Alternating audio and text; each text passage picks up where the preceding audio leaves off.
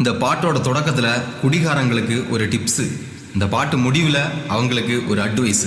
Quarter ஒன்று வாங்கி புட்டா கப்பு தண்ணி கண்டிப்பாக வாங்கணும் வாங்கணும். ஒரு பங்கு சரக்குல 2 பங்கு தண்ணி ஊத்தி குடிக்கணும் குடிக்கணும்.